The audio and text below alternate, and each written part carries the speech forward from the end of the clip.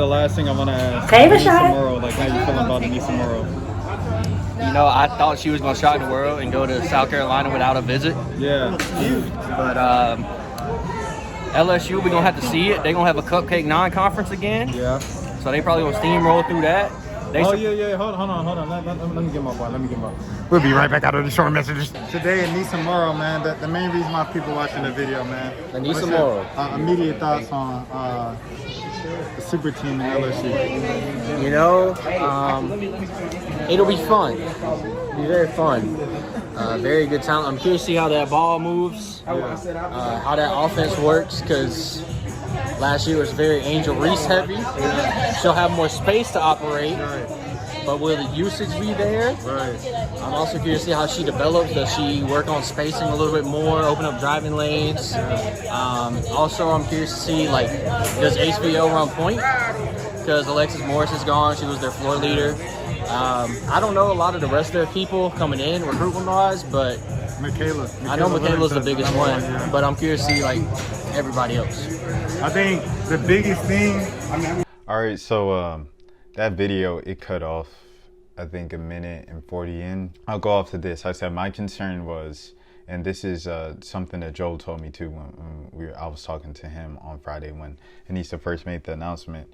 But my concern was, okay, so you have Haley Van, Angel Reese, and Aneesah Morrow. All three of those are kind of players where they were the focal point of their respective offenses last season. And, you know, so with that, they had the ball in their hands a lot of times. So, you know, having three kind of ball, you know, dominant players, it's going to take a while for them to learn, okay, how to play off the ball. Like Aneesah's going to have to sacrifice, Angel's going to have to sacrifice, and Haley's going to have to sacrifice as well a little bit. So, you know, like I think it's just, that's the interesting point and an interesting thing to really watch out with LSU right there on gelling on the court and making it work. Obviously, a lot of times we've seen this in the NBA. We haven't really seen it on the college women's level because of the newness of the transfer portal. We haven't seen superstars from other programs just come and collide and make one super team in college. So all the super teams, you know, just if you want to say that, all the super teams have just come through straight high school recruiting, right? So like, you know, you think of on the men's side, obviously Kentucky's and the Blue Bloods, and then on the women's side, the Blue Bloods as well, with UConn kind of leading the charge and stuff with like 4 of the top 5 recruits, 5 stars and stuff in the recruiting class. Anyways, it's different this time. So when we see it in the NBA, we've seen a lot of times it doesn't work sometimes. I think the most recent example, you can go with the Lakers if you want to, the old man Lakers, the legacy Lakers, but you can also go with the Warriors. That kind of stands out. I think that's the most good comparison here of when they brought in DeMarcus Cousins. So, you know, a lot of people kind of forget that year when they had Boogie in the middle, and in addition to KD and the other 3 guys they already had with Iki coming off the bench. That didn't work. They got hurt. You know what I'm saying? When you think about Miami's big 3, the first year, they got off to they were started off 10-7, and it was like huge national news, and they ended up making it to the finals and obviously losing to Dirk. It takes time to, you know, learn these things on paper and stuff like that. I think, you know, this current group has 2 years together. You know, Aneesah has 2 more years, Haley has 2 more years, and Angel has 2 more years as well. So I don't know if Haley's gonna stay for that extra COVID year, because, you know, I know Angel probably is. Well, she said she is. So Angel said she's staying the extra COVID year. But I don't know if Haley's staying or not. And I also don't know. Well, Aneesah, this is her 3rd year, so she has 2 more years, just period. But yeah, so say 1 to 2 years for this group, you know, how long is it going to take for them to gel? Like, they're going to be winning games, obviously, because it's so much talent during the regular season. It's just, okay, once we get into that postseason, is the team going to be able to figure each out well enough to blend in and continue to play the best winning team basketball, make sure they don't slip up? Or when someone's not playing well, making sure that it's not just a one-on-one game. I think in that South Carolina game, specifically in the regular season, you saw them try to force it down Angel Reese's throat, and you know she was being shut down. It wasn't working. Alexis Morris had a little run there in the third quarter, and that was kind of it for her. LaDasia Williams had a good game throughout the game, but that was kind of it for her, and Flau'jae wasn't being played. So it was like when you have moments like that, when Carson isn't going off and doing what she did in the championship game, it doesn't need to be, okay, Angel isn't getting it going. We're just giving the ball to Aneesah every possession, letting Aneesah go to work. We're just letting Haley dribble the ball and letting Haley do whatever. You know what I'm saying? It can't be, all right, your turn, your turn, your turn. I don't know if that method really works in basketball all the time. Maybe this comes back and fires back on me and they win the championship just playing your turn, your turn, your turn ball. But generally speaking, that doesn't work a lot of times. It's like, I don't have it going, so we're just going to keep giving you the ball. You need a game plan. Everybody needs to kind of fall into the basketball sound stuff. Anyways, that's my thoughts on LSU. You know, like it works on paper, but obviously the ball still has to bounce, and you play the games for a reason. So that's what I have to say about LSU. I think Iowa kind of loses the most out of all of this, because you know Lauren Betts would have been a great get for them after losing Monica. You know, obviously, you know, you have the freshman coming up now into her sophomore season and stuff like that. She got a lot of good minutes this season, especially deeper into the postseason and everything like that. But, you know, Lauren Betts would have been huge for them. It would have been huge for them to get another splash to make up for losing Monica. And I don't know if they lost Warnock. I feel like I do this literally every video I talk about Iowa, and I go down their roster, that core, and see who was the senior and who was a junior this year. But, you know, Iowa lost a little bit to that core, and they could have used some upgrades. You know what I'm saying? Like, you can either stay the same or you can get upgrades. They stayed the same for the past 3 years, and this year they broke through from a fringe second round team to the championship. So, you know what I'm saying? So it's different there. And then also, so, you know, that worked, but I don't know if that would have worked this time around with LSU bulking up the way they did. Well, we shall see. I don't know. I'm talking in circles. I apologize. I'm a bit hungry. I'm about to go out to lunch. But, yes. So that's the thing with Iowa. I feel like they missed out on Lauren Betts. Lauren Betts went out to the West Coast. A couple other players, you know, West Coast players stayed out on the West Coast. Texas A&M, they tried to do a little something, you know what I'm saying? They're getting like small pieces, brick by brick. Shout out to Joni out there. But it's like, what do you do against the Avengers, man? You know what I'm saying? Like, what do you do against the Avengers? Tennessee is building brick by brick, low key and quietly as well. What do you do when the Avengers are in the same conference as you? So that's something to always remember. Ole Miss, low key, brick by brick over there, getting Kennedy Todd Williams was huge for them. Slowly, brick by brick. You know, so the SEC is the SEC. It is what it is. Notre Dame, I don't know who Notre Dame landed from the portal. I don't know if they landed any big names. Where did India Rogers? Oh yeah, India went to A&M. Speaking of, yeah, shout out to the commenter that was like, "What about India Rogers?" My bad, bro. I apologize for not mentioning her name in the same video where I mentioned Sedona Prince. But yeah, I don't know if Notre Dame got any big names out of the portal, but they're a pretty good team as is. They just got to get healthy. Same with UConn, obviously. I feel like UConn is still the contenders. They're still up there. Now that Aaliyah Edwards has got a little more confidence, Nika Mule coming back for a senior season or a senior pre-COVID season. And then, you know, you got Paige coming back into the fold with AZ, the two-headed monster. It's just going to be very interesting if they can stay healthy. You know, them and LSU kind of colliding head-to-head. In South Carolina, as all the South Carolina fans told me, don't worry about it, Rashad. I had to apologize to some South Carolina fans because I saw Laser Foley play. So I think they're going to be good too.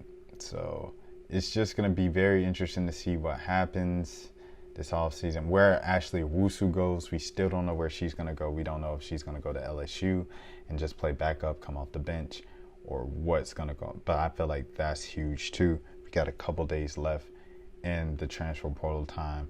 I think I'm hearing rumblings. Diamond Johnson. I said this. I said this on the video with Bailey.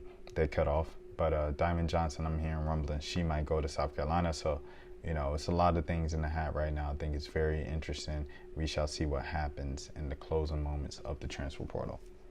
Okay, so the Paige story. So here's the Paige story. So I saw that OTE was doing their thing on Friday, but I didn't see it until after the fact, where Overtime posted, they were like, Ja pulled up, and there's this whole thing with Ja. And I was like, what do they mean? Like what happened? And I saw like the kind of the one-on-one queen of the court stuff, and I was like, no one invited me. I didn't get an email or anything. So the next day they followed up the next morning with the Ja Morant footage and like the announcement. And I was like, hey, can I show up tonight? And they were like, yeah, we'll pull up something for your shot. So I was like, all right, bet. Thank you guys, as always. So shout out to OTE, first things first. Always getting me in the door, always taking care of me. So I pull up and I'm pretty much like, I was like, you know, I knew whatever, I had a good chance of meeting Paige and stuff like that. So I just didn't know in what capacity, if I was going to get an interview with her and everything like that. Obviously, I was thinking about you guys and I was trying really hard. So we finally get down to the court after the game. We did an interview, which is coming out later. And then, not with Paige, excuse me. I can understand how that comes off. With one of the players, with one of the prospects that I've been meaning to react to for a while now, but I got to see her live in action. I'll still probably, I guess, react to her. But did that interview, just waiting around, and Paige is in the area. Paige is taking pictures and stopping and talking to everybody that's stopping and talking to her. So, you know, there was that. And once she kind of walked by our area, the PR, I was talking to the PR people and everything, and the Overtime people. And this is a cardinal rule in journalism. If you're working in media, security, anything like that, where you're close by the famous people, the actors, artists, and stuff like that, you don't ask for a picture, you don't ask for autographs. Like while you're working, while you're on the job, it's like supposed to be a level of professionalism there, where you're not there as a fan, and you're not supposed to do that. Yeah, so I was like, hey guys, this means a lot to me. Paige means a lot to me in my career and stuff like that. I wanted to know if I could get a quick picture. And they said, yeah, you could get a picture. You can't get an interview. Can't do that. So they're looking at me holding my camera and my phone. I closed the camera just to kind of, you know, reassure them that you know, I'm not going to try anything sneaky. And she's like, hurry up. She's leaving. She's drifting off. So I kind of run over there while she's talking to some kids. And I'm like, hey, Paige, can we get a quick selfie? She's like, yeah, let's do it. So I get out my phone. I set it up. And I'm like, man, you've done so much for me on YouTube and everything like that. I really appreciate it. And she goes, oh, thank you for your support. And as I'm taking the selfie, I go, Pistol Paige Bueckers. I can't believe this. And she kind of like chuckled. Took the selfie. And then I was like, thanks, man. She's like, yeah, no problem. She's walking away. And I'm like, hey, welcome back. And she said, oh, thank you. And I said, the game missed you. And she was like, I really appreciate that. So that was how the Paige interaction went. It was nothing too deep. But I did it because, like I said, she's the one who really like got me over the hump and got me into monetization on YouTube, and really is like the base level of this large community that we built, this like loyal community we built on this channel. It's because of her. It kind of comes back to her. So I'm really grateful for her, and just how the way she plays the game and kind of what she stands for off the court and what she represents around the game and stuff like that. How that all kind of was like the perfect storm, the perfect timing. And it really helped me out a lot and put some bread in my pocket, you know what I'm saying? Nothing crazy, you know, I don't have no DDG mansion or anything, but like a little gas money. Like gas money. So that meant a lot to me to really have that moment to share my appreciation and thoughts and everything like that. And yeah, I know it could, you know, on the outside looking in, people might see that it comes off as fanboyish. Even the interaction of being like, yo, like, I rock with your game. And then, you know, them being like, oh, thank you for the support. Like, that's very fanish interaction. But to me, I know it's something deeper. And I know a lot of you guys who have been, you know what I'm saying, y'all might have discovered me from one of my Paige reactions, her freshman season, or, you know, even her high school highlights that I reacted to and stuff like that. Like, that might have been your introduction to me in this channel. So you've been following over the last couple years and seeing like kind of the progression and stuff like that. So like you guys might know, you know, what that moment kind of was for me and what Paige represents and like why I did what I did. But yeah, I just wanted to share that or explain that. That's what happened with the Paige interaction. So no, there's no video or nothing like that from the interaction yet. But we'll see what happens in the future. But also, like, anything is possible. You could do anything you put your mind to. Just want to say that as a cheesy little ad in there. But yeah, on to the rest of the video. Oh, might as well talk about the game now. All right, so I guess I could put in right here some of the kind of sights and sounds for 3 minutes.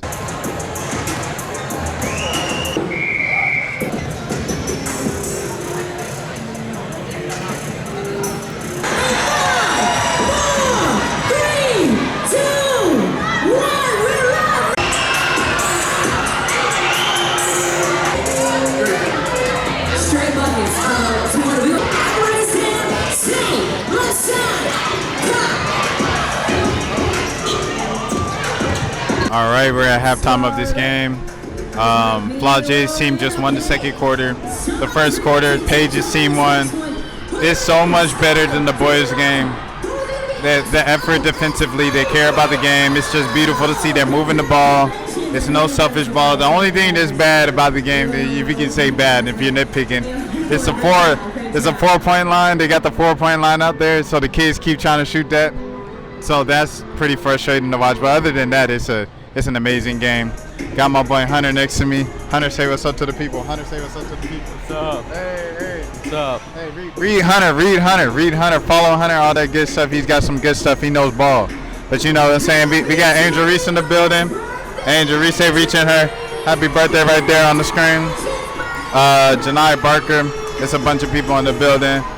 And yeah.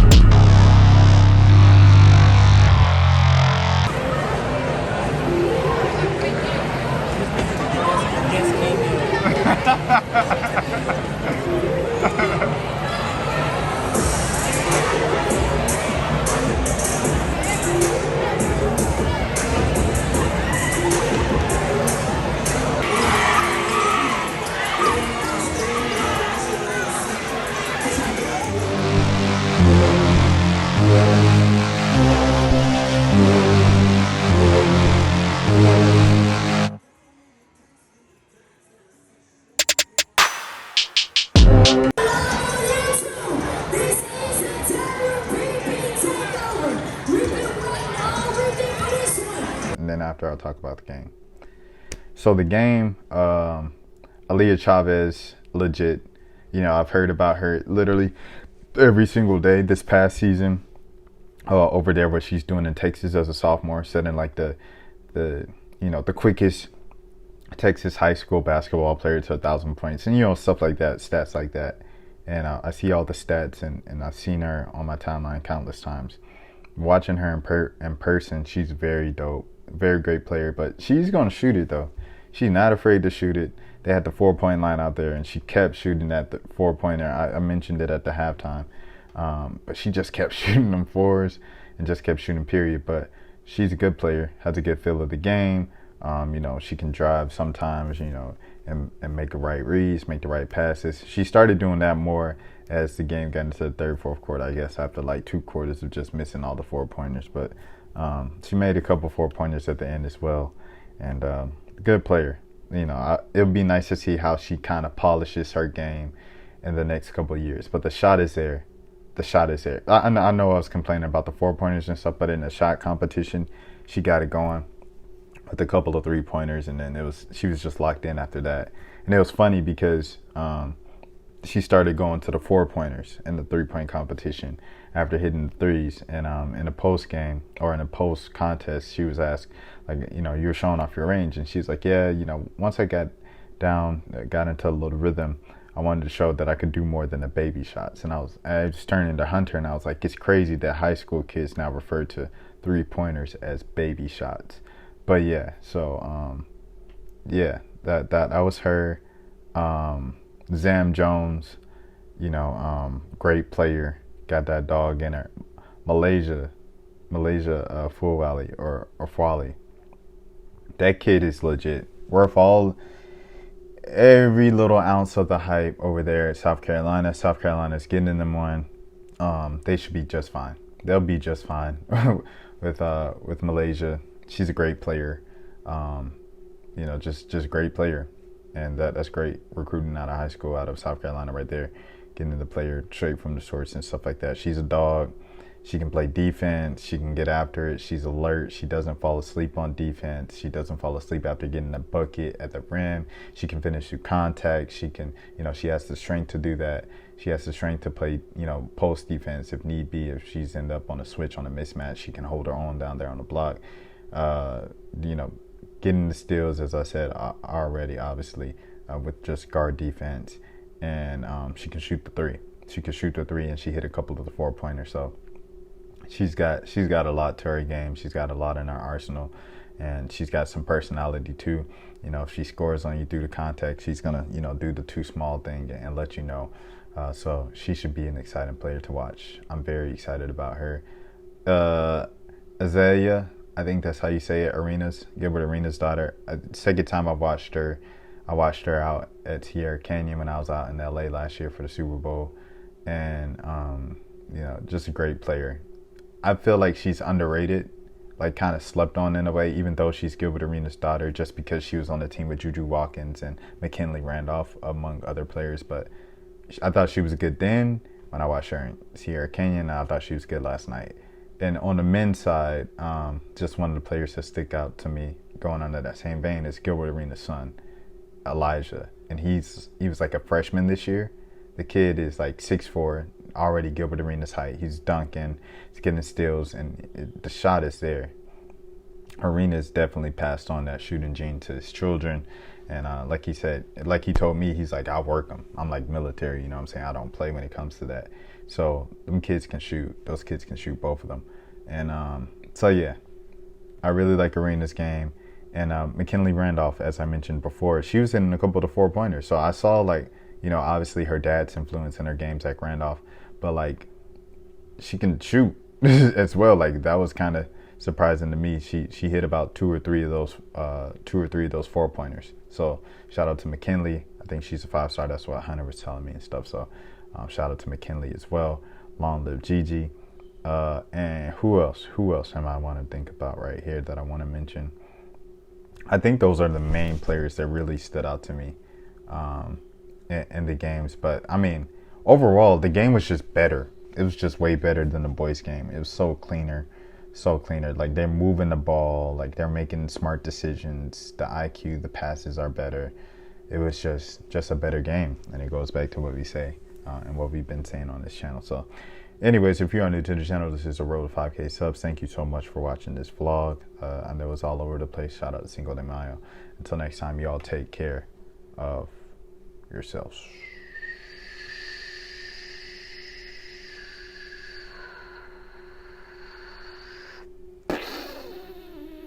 All right, so we're here, Cinco de Mayo. Cinco de Mayo. First of all, how you feel about the holiday? It's a good holiday. I think it's been capitalized upon in this nation, but you know, at its root, it is a good holiday. Look at Jim vlogging himself. Come on, Jim. Jim, what you got going? Really, I just beat him. So look, Okay, here we go. y'all see this score right here? Here we go. It really not his score. 40 seconds. He got 8 of my points. You feel me? So I really came in second. You feel me? But you know what I'm saying? He still did it thing. Though, you know what I'm saying? Shout out to him, man. What else we got? Oh, my bad. I apologize, Paul. All right, Bailey. So the question of the day is it racist to post nachos, you eating nachos on Cinco de Mayo? No, I don't think so. Okay. Is it? We had this conversation in the office earlier today because of the Trump thing. Remember when Trump did it and it was a big deal? Yeah, but like Trump was also very openly racist at other times. Well, okay. So it's the context of it. Yeah, but also like, yeah, I think that does play a factor. Save a shot.